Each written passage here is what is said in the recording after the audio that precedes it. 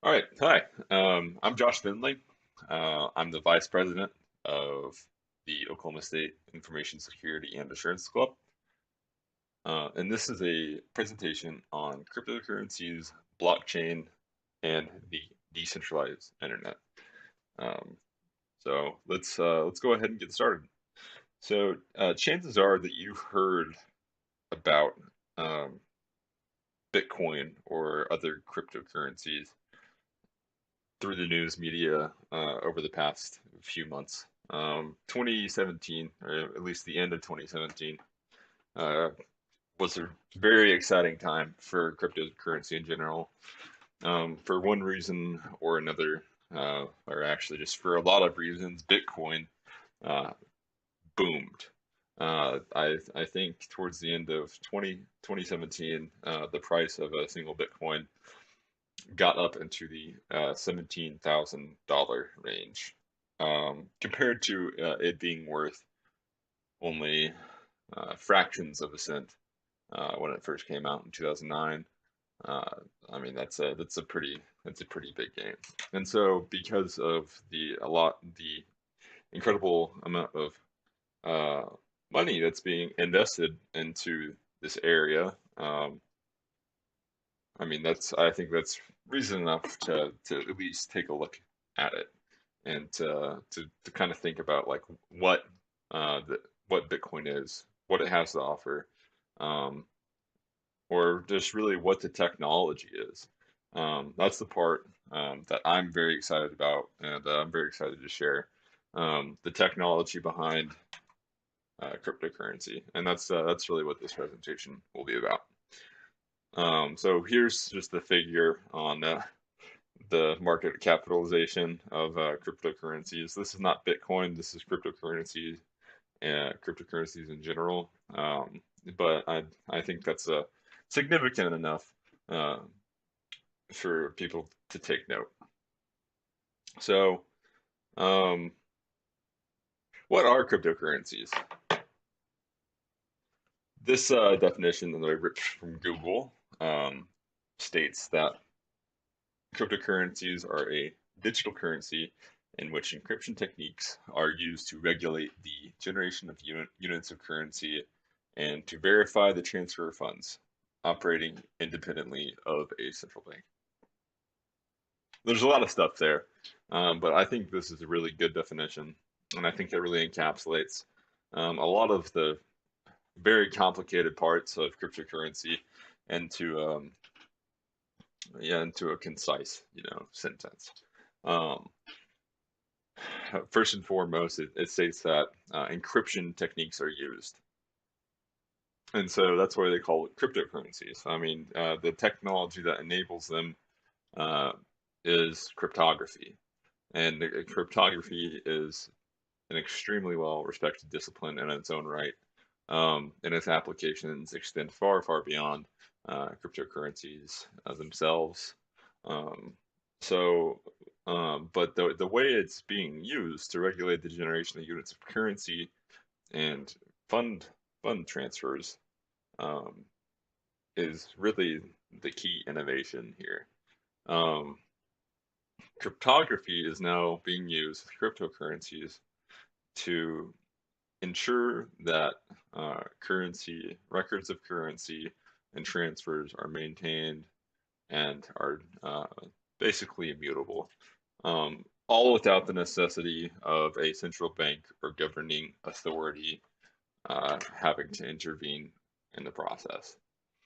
Instead of a central bank or authority of some nature, the technology itself is what regulates it, which is really incredible, in my opinion. But how does it actually work? Um, so, in this presentation, we're going to dive in and really kind of break down some of the important component pieces of blockchain technology. Blockchain technology is the the how cryptocurrencies work. It's the way um, that they achieve security. And I mean, it's everything. You might hear it. referred to as distributed ledger technology. That might even be a more correct term for it. But just to keep things simple, we'll call it blockchain technology. And as we get started, if you have any questions throughout this presentation, feel free to leave comments on the YouTube recording, or if you would like to, you can email me at joshua.finley@okstate.edu. So I was watching a video on YouTube. I can't remember the exact name of it. If you want the reference, I can find it.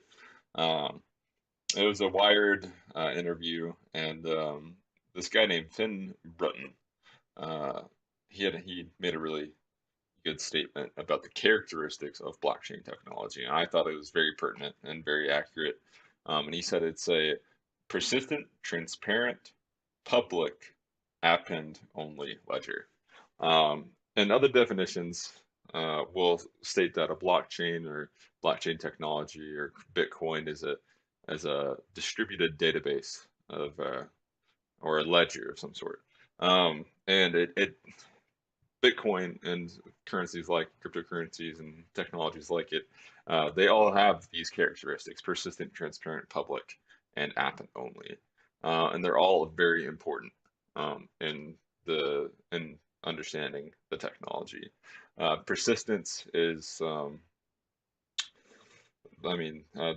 it's an append only ledger that anyone can view. It's transparent, it's public and transparent, but it's also persistent and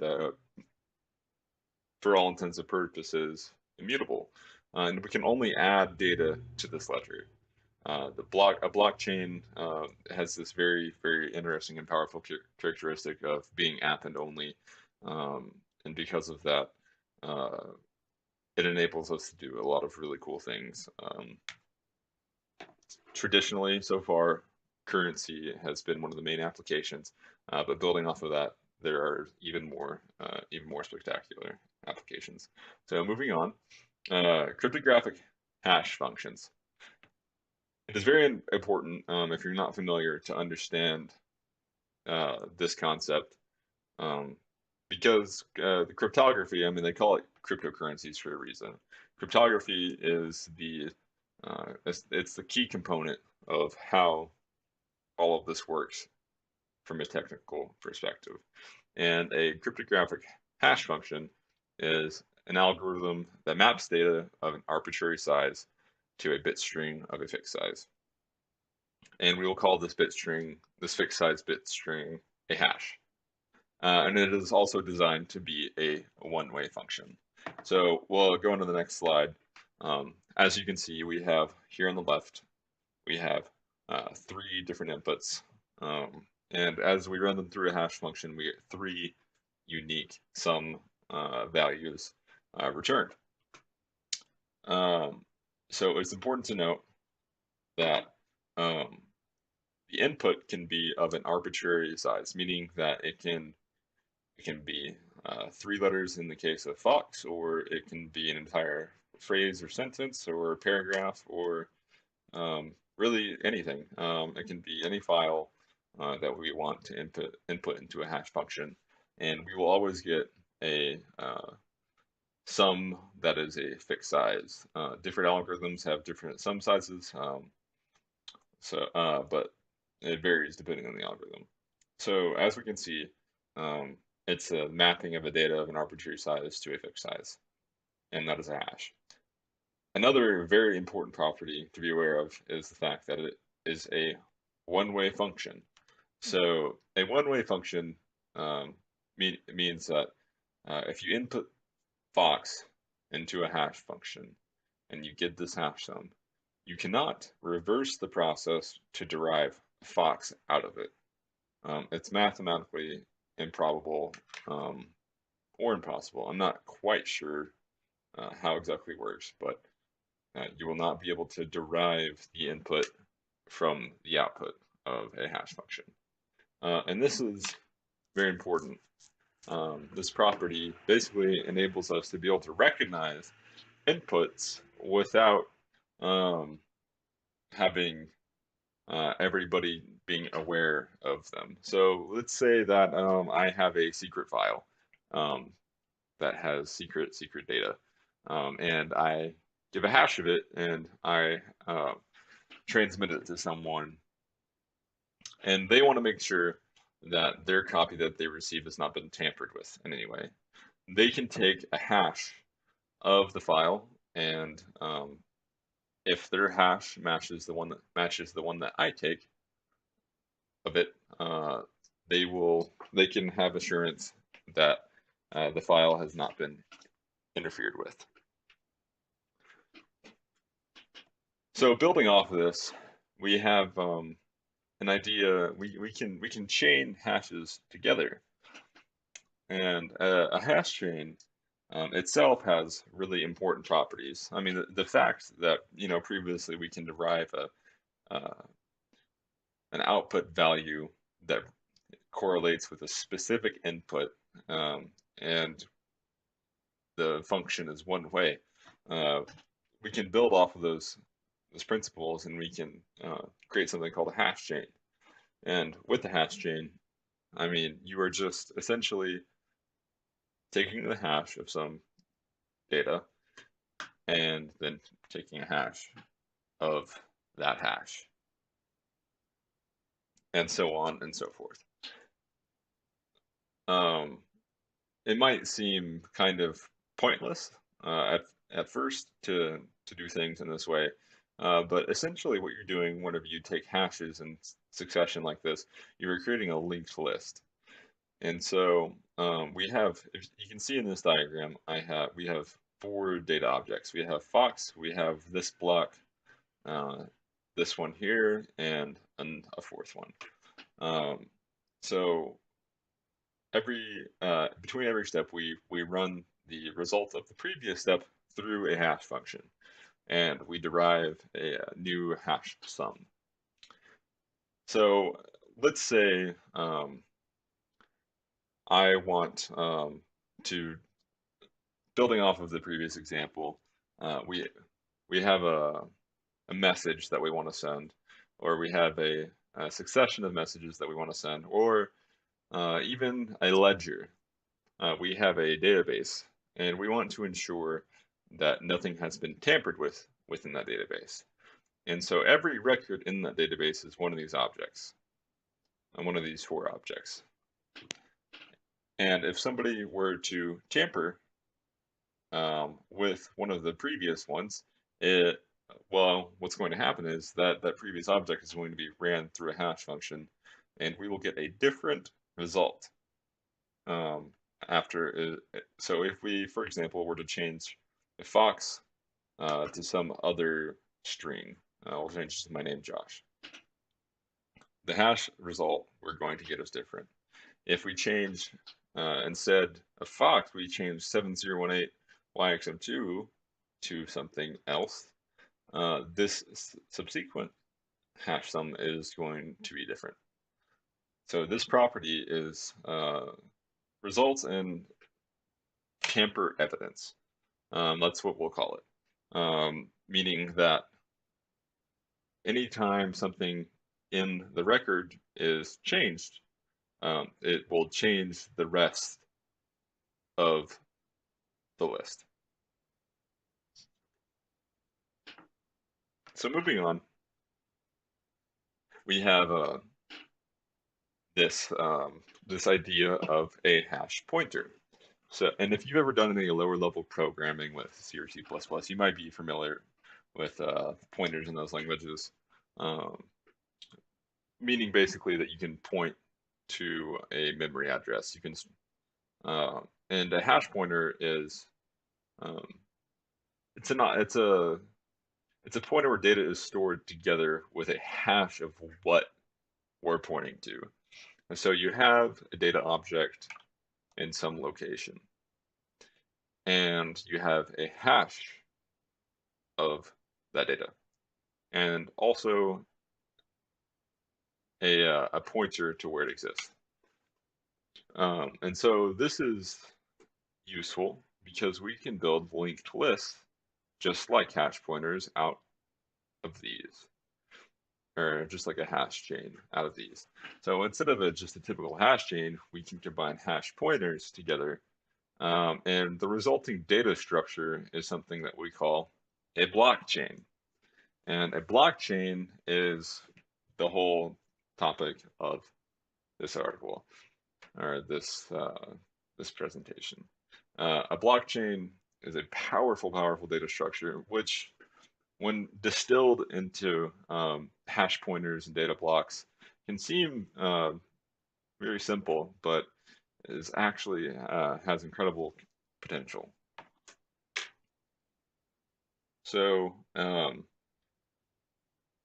this, just like a hash chain, this data structure has the property of being tamper evident. This means that any change in the historical data of the blockchain will change the rest of the chain. So there's no way that we can go back to an entry that was recorded sometime in the past and change a transaction, or change a reward of some sort, and without the result changing the entire rest of the chain.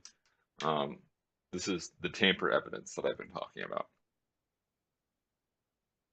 So we can also apply this concept to another type of data structure called a binary search tree.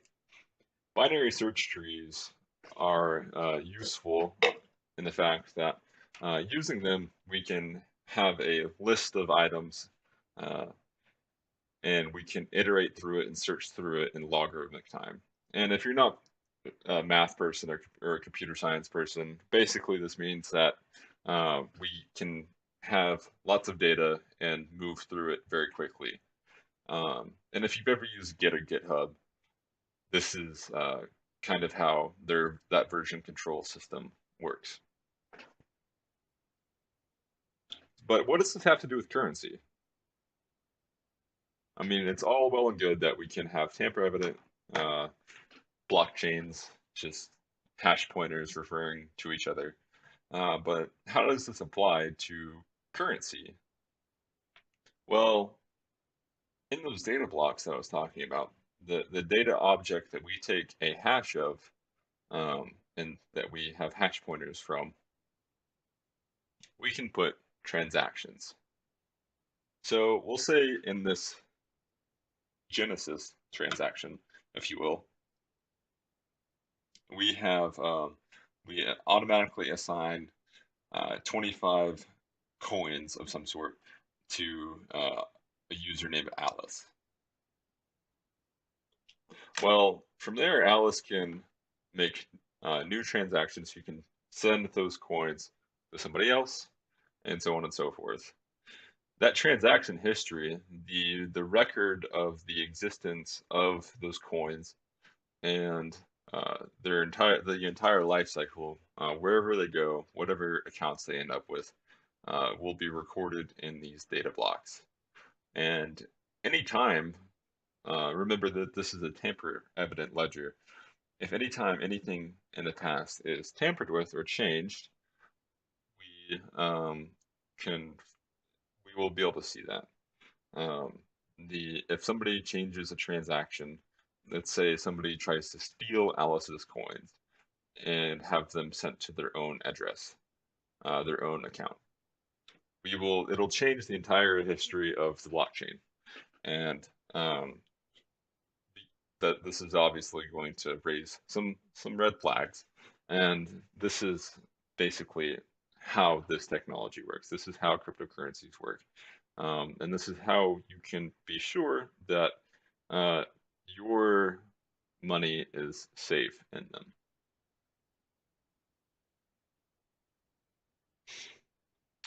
So how do you add new data to the ledger? Um, so prior to Bitcoin, there was really no way to add information to this chain without a trusted intermediary. But Bitcoin, in the Bitcoin white paper, the author Satoshi Nakamoto is an unknown person who published this.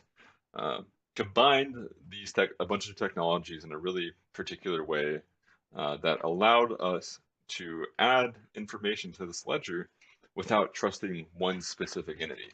So previously, we would have to go through a bank or somebody of that sort, and we would have to trust them to add on to the ledger and to ensure that it wasn't manipulated with, and that we would have to trust them for a final state.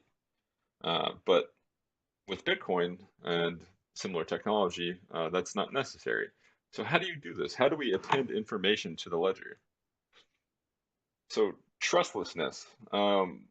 This is seriously the major innovation here. Um, as we mentioned before, anytime you change uh, a block in the history, um, what's going to happen is we're going to have a split. We're going to have the original version um, that if it was an attack, if the change that was made is an attack, we of course would want to go with the original version. Um, but then we'll have the attacker's version. And so how do we determine which one of these is correct? And how do we do this in a distributed way without a trusted intermediary? And so this brings us to consensus and the ability to achieve consensus with a blockchain data structure distributed across multiple computers is really the reason why Bitcoin has been so successful. And to understand why this consensus is important, we can look at this example of what's called the two generals problem. So in this situation, we have two generals that are attempting to coordinate their armies for an attack on an enemy position. Each general alone does not have the strength to overpower the enemy camp. But if they work together, they are capable of winning.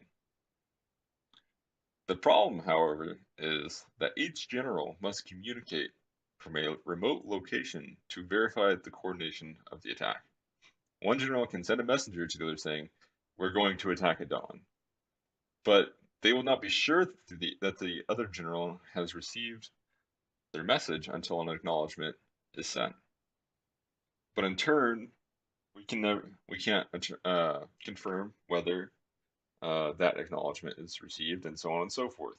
So in this situation, you have um, one general signaling for a time to attack, and then the message to be sure that the second general has received that message, they have to have an acknowledgement.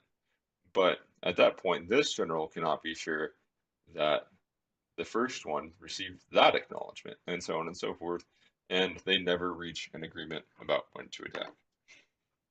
And mathematically, this situation between these two generals is impossible to solve. So we can abstract this problem in an interesting way, and in this abstraction is called the Byzantine generals problem. Instead of having two generals, and with this we have we have a number of n generals that must achieve some proportion of consensus to successfully attack the enemy. Important consideration also with this problem, instead of the two generals problem, is the fact that any general, or lieutenant can be traitorous. They can act in a way to intentionally damage their side. And we can think about these generals as nodes in a network maintaining a record of a blockchain. And so previously, before Bitcoin, distributed blockchains were infeasible because we had this concept of the Byzantine generals problem, but it would require a trusted intermediary uh, to coordinate versions of the blockchain. And obviously, as we can see, trusted intermediaries are kind of hard to come by. We can trust technology in many ways, but not banks. Wells Fargo is a perfect example with what they've done, manipulating people's accounts. I mean, this is only one example of a very, very large institution acting in untrustworthy ways. So instead of trusting an intermediary to verify or to achieve consensus in a distributed network of nodes, we can do this through Byzantine fault tolerance. Byzantine fault tolerance is what we call a system or a group of armies.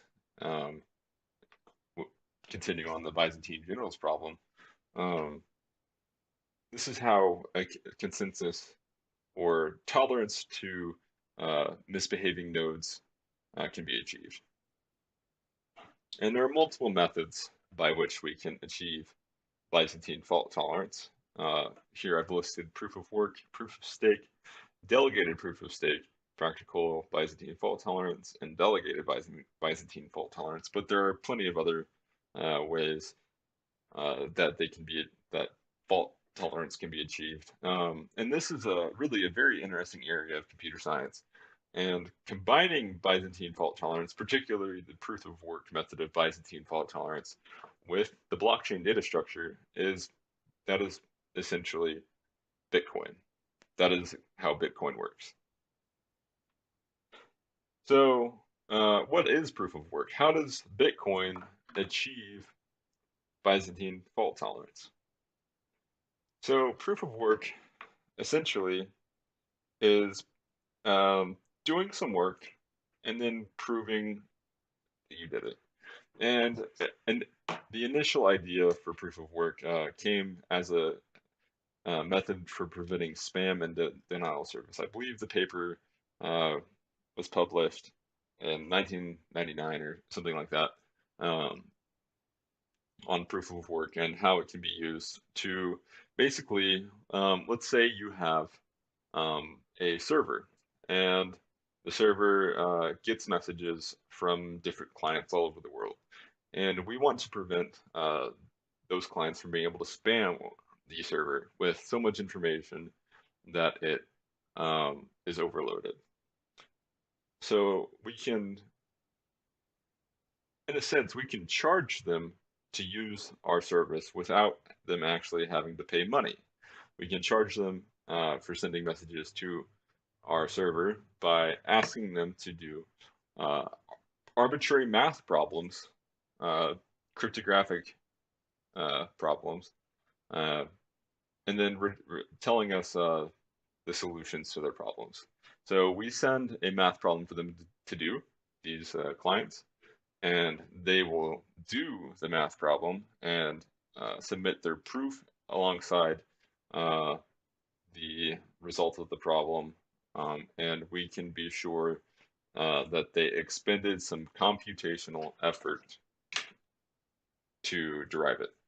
And so this isn't a problem for just any, like a normal non-malicious user. But if you're operating a botnet and you have tons and tons and tons of different computers that are trying to attack something, if you're trying to use this kind of distributed method to uh, orchestrate a denial of service attack, it quickly will become infeasible because each attacking node must expend uh, effort, CPU cycles, which correlates to energy, electricity, uh, to make those requests to the server.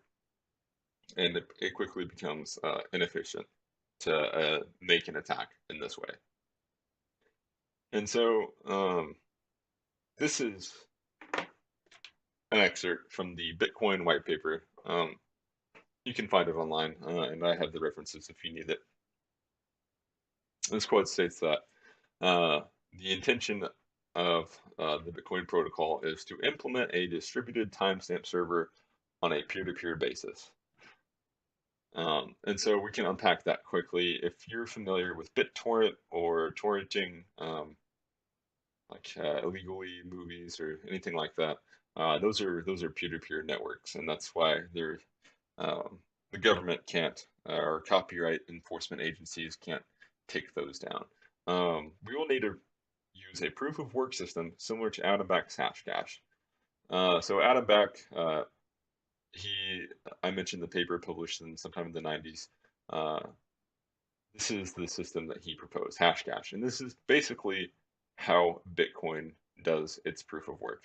The Hashcash algorithm and the Bitcoin proof of work algorithm are essentially the same thing with a few differences, but not too many. So the proof of work involves scanning for a value that, when hashed, such as with SHA-256, which is a hash function algorithm, the hash begins with a number of 0 bits. The average work required is exponential, and the number of 0 bits are required and can be verified by executing a single hash.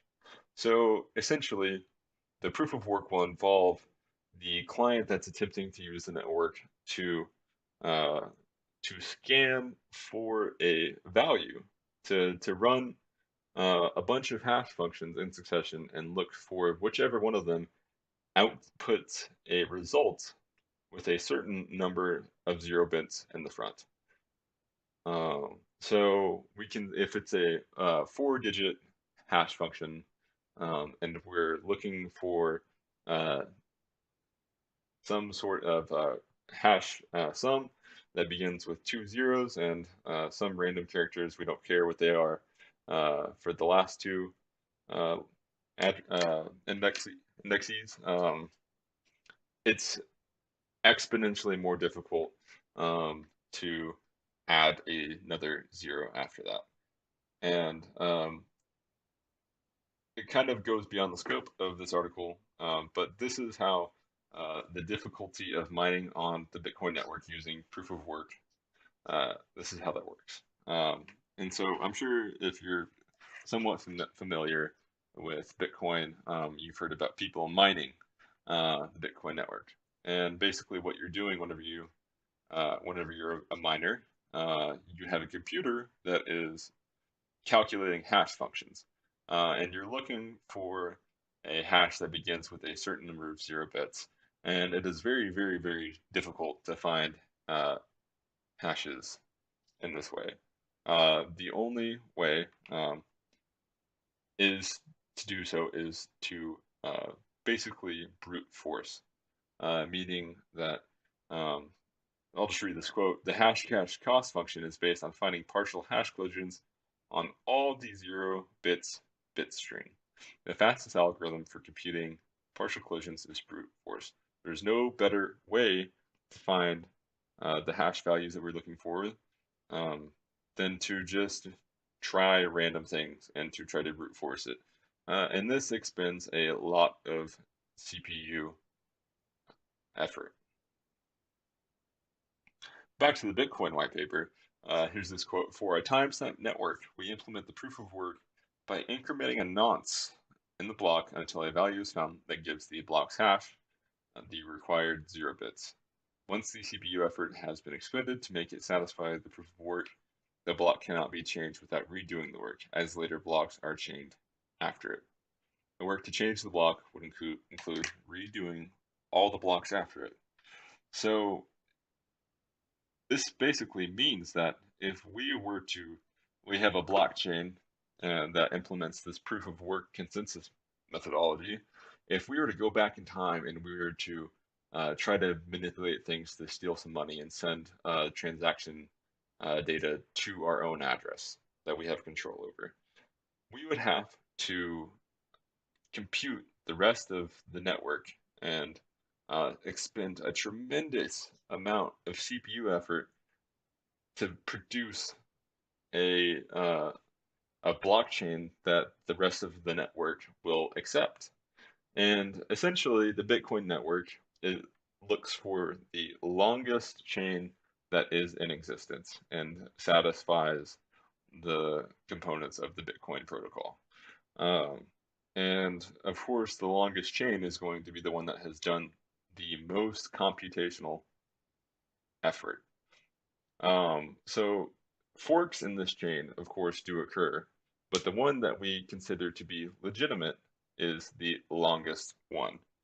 And so for anybody to orchestrate an attack somewhere earlier on in the ledger, they essentially have to have 51% of the computing power of the entire network to be able to change something and have also produce the longest chain.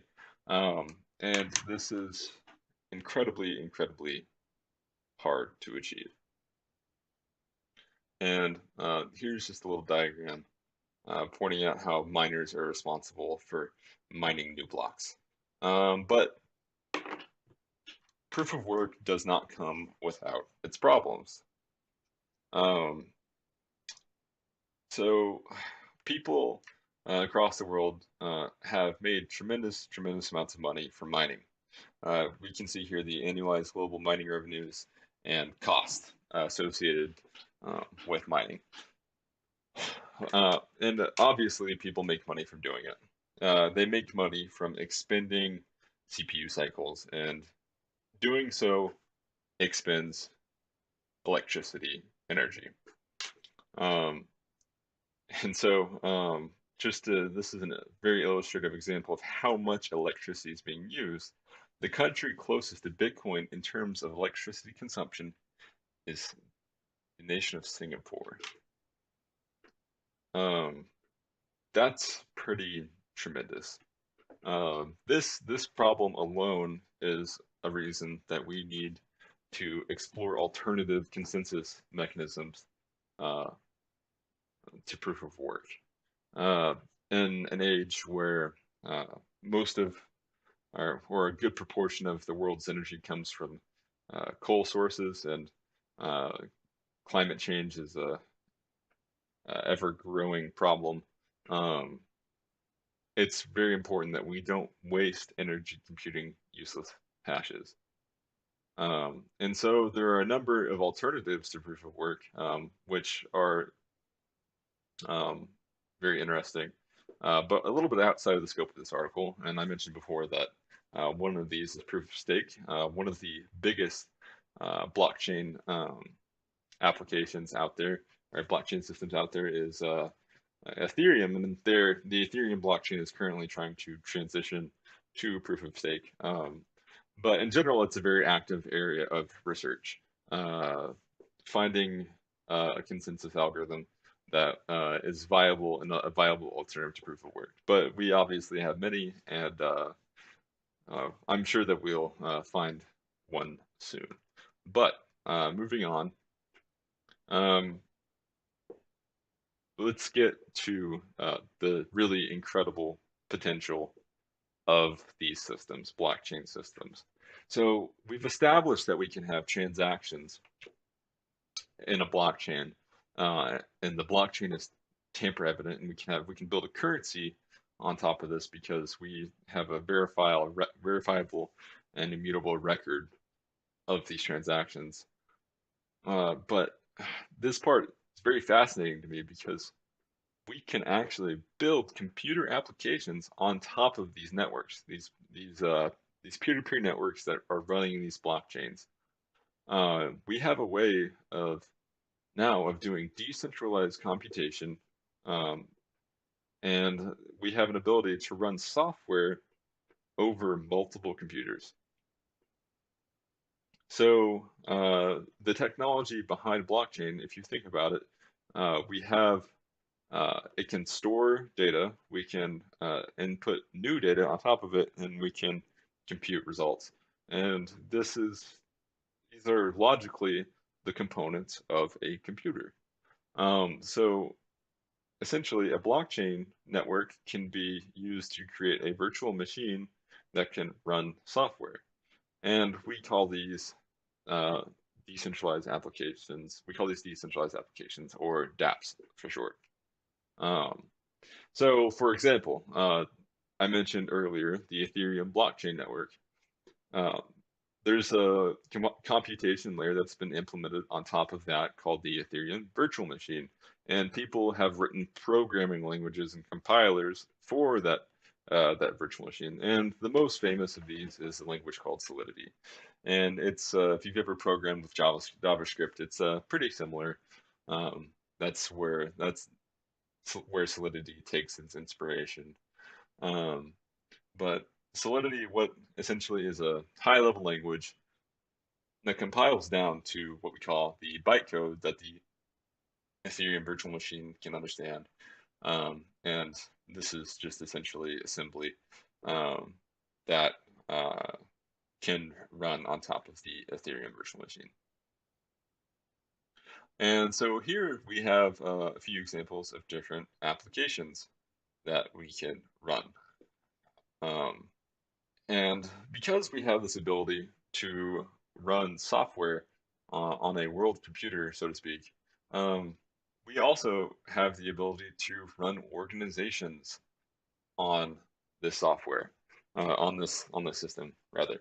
And so Aragon is a very interesting project that I am personally very excited about. Um, that uh, wants to implement this idea of decentralized autonomous organizations. And essentially, these are software defined organizations that are impossible to take down. Because, of course, I mentioned before that blockchains run on peer to peer networks. And as we all know, world governments and copyright agencies have had a very difficult time dealing with software and music and movie pirating. And this is done through BitTorrent over peer-to-peer networks. So naturally, if we were to run an organization on software running on a peer-to-peer network, it's going to be very difficult, if not impossible, to take it down through conventional means. And this also means that it is censorship resistant, um, which is incredibly important in nations where oppressive governments will censor different activities, um, and just for democracy in general. And Aragon is a project that has very good software principles behind it that is attempting to enable decentralized autonomous organizations. Um, so uh, another important and interesting area is this idea of digital assets. So because we can establish digital identity and we have an immutable record of transactions, we can assetize digital items. And if you follow um, uh, Ethereum at all, you've probably heard of this interesting little project called Cryptokitties. And so this is a very simple and somewhat childish implementation of this idea of digital assets. And so the idea is that people will generate and breed and trade these little cats that are completely unique. Each one is somehow unique, and they have values associated with them and are essentially assets. This is, like I said, a very simple and somewhat childish implementation of digital assets. This idea can be expanded um, to a lot of different things. It doesn't necessarily have to be digital cats, but it can be applied to uh, software, just tons and tons of different things that can be identified uniquely. So here's a couple other. IPFS is another. It's another project that's trying to implement data storage on top of a Merkle tree data structure. And this one is very interesting because it involves content addressing uh, web pages essentially or data, so that you have a hash of let's say a web page for your website, and as long as someone has that hash, they can always find your website. That's all that they need. So if the link moves or if your server moves or whatever, as long as they have that hash, they can locate the data. And So here we have also IBM's. IBM is a very important innovator in the blockchain space, and they have a project called Hyperledger, which is trying to incorporate a lot of different areas of the industry to make solutions and to actually really just realize the potential of blockchain technology. Everything from digital assets to materials and to uh, project pipelines, the or materials sourcing. Um, they have research on uh, how blockchain can improve these areas. And so to kind of get into the last bit of this presentation, we're going to go over some really cool resources for developers. Um, and so I mentioned before the Ethereum network. Um, it's and how you can build applications, software off of it. Just really quickly, I just want to go through a really simple way to get started um, with Ethereum. So if you're familiar with JavaScript or Node.js, or even if you're not, we can just go uh, look at Node.js. Node.js is a way of running basically backend code with JavaScript. So whereas before we could or we had to rely on server-side languages like PHP to run the backend code for applications for websites. Node.js tries to make it so that we can do that with JavaScript, and it's this project has been incredibly successful. And you can go ahead and install it. And if you have any experience with the command line, it's very simple to use and install packages for. It comes with its own package manager called npm. And using npm, we can install um, this awesome framework called Truffle. And I already have it installed, so this isn't going to uh, I guess it'll probably update it, but I already have it installed. Uh, just open my password. It's this Truffle framework. It's the npm uh, framework that you can install to quickly get started developing for Ethereum. Um, and it makes it very easy to begin developing for Ethereum. And see, you can just run this command if you have Node installed to install Truffle. And also related to Truffle is this application that they've made called Ganache. And Ganache is a very simple one-click blockchain that we can use to test contracts. It's basically a little private test Ethereum that we can run on our own computer. And it's very lightweight, doesn't take much resources. Um, and I'm just going to run it on my laptop here so we can kind of see illustratively how easy it is to get started developing for Ethereum. So if that'll ever load, we'll just go ahead and go to my demos. Let's see.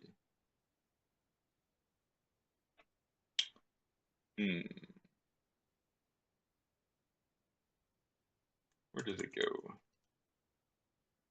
No biggie. We'll just go ahead and create a new project really quickly. So we'll make a directory. We'll call it test project. And we'll go ahead and go into that directory. And it looks like Ganache is, yeah, awesome. So now we have a private blockchain running on my local computer here through Ganache. And Ganache provides this awesome graphical interface for interacting with the blockchain. Makes it very easy to work with it. But back over here, So we'll make a test project, and uh, we'll, we'll run truffle in it. And since we installed truffle globally with npm, we can run truffle, and truffle in it will initialize a project in our current directory. And so, as you can see, it's created this truffle.js file, truffle config.js, this test folder, migrations folder, and a contracts folder. And so we can just quickly open that up in Visual Studio Code. Let's see here. That's something else. Let's see. Okay. So, um, where are we? It's like this open somewhere than where I wanted it to. Code.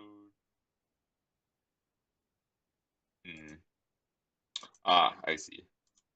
Okay, we'll just go into here, and we can look at this as an example. This is another project that I made. Um, I did it in the same exact way as Truffle in it. It has the same exact contents. We can see that it has it has some other things, but it has those contracts, it has migrations, it has truffle.js, and the truffle config.js, or maybe not, whatever. But anyways, we can go over here to the contracts directory, and we can, here I've declared basically some contracts to create a coin. And this is just Solidity code that I've ripped from their examples. And just these few lines of code, we can deploy our own cryptocurrency based off of the Ethereum network, and we can run it on our test net. And so let's see, cd, let's see.